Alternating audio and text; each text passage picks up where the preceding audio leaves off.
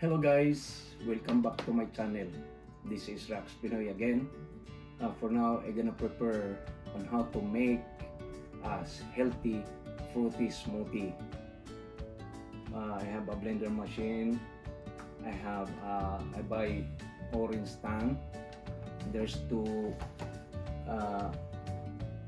pot on it or pots you can make, and this banana. You can choose whatever flavor you want, any kind of fruits. I buy also a strawberry flavor yogurt, but you can buy plain yogurt as you wish. I have 2% skimmed milk here, but it's up to you. Some are using powdered milk. I have a spoon to scoop the banana and put into the blender. I have a knife, chopping board, banana to make it to chunk, chop it and make it to chunk. But before we're gonna start to do this, for those guys who are new to my channel, please don't forget to like, subscribe, don't forget to hit the notification bell. Make it all, so every time I upload a new video, you'll be notified.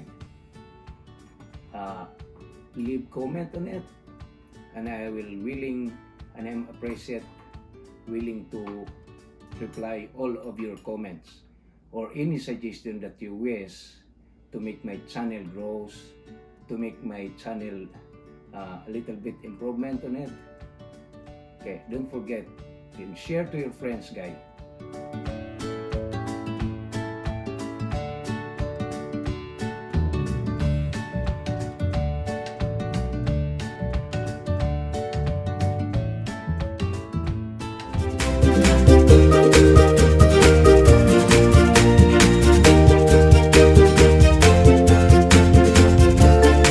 For now, I start cutting the banana. Peel it and make it to chunk. Some are using gloves. For me, I just only wash my hands. You can make a business for this if you want to make money.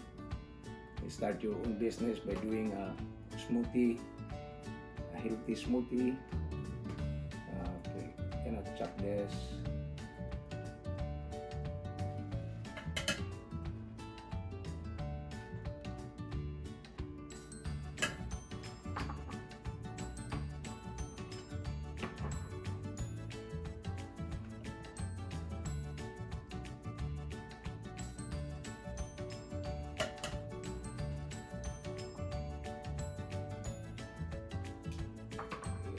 Add orange. I already open it.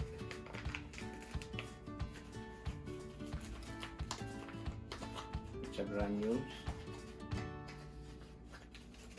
Okay.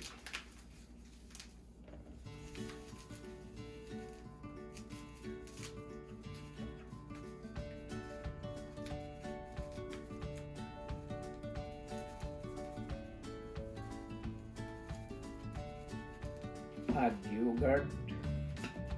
It's not yet open, it's still.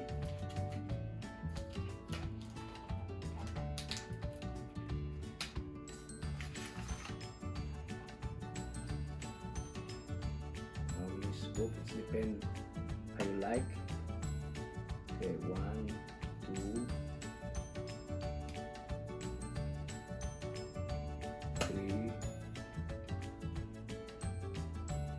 4,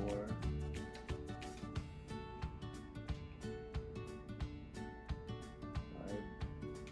Let's make it 6.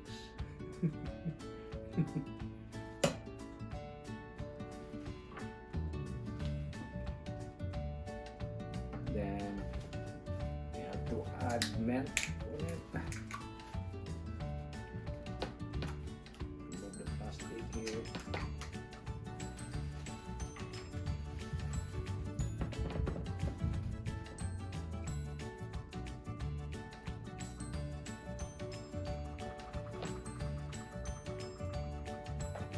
some are they add crushed ice on it, but for me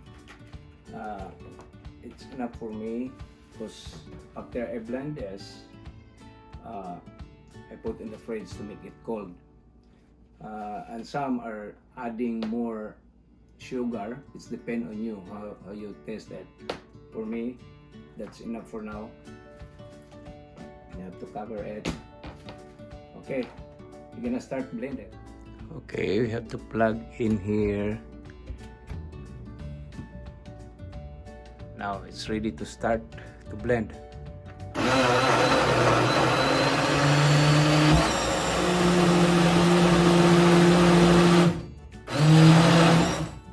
Now we're done blending, so we're gonna leave it, put into the fridge,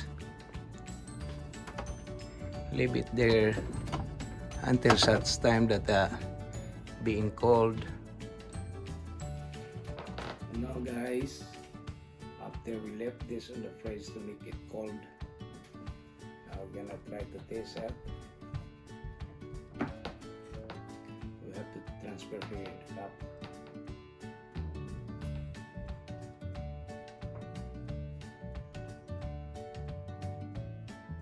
Now it's full. Okay, let's go guys.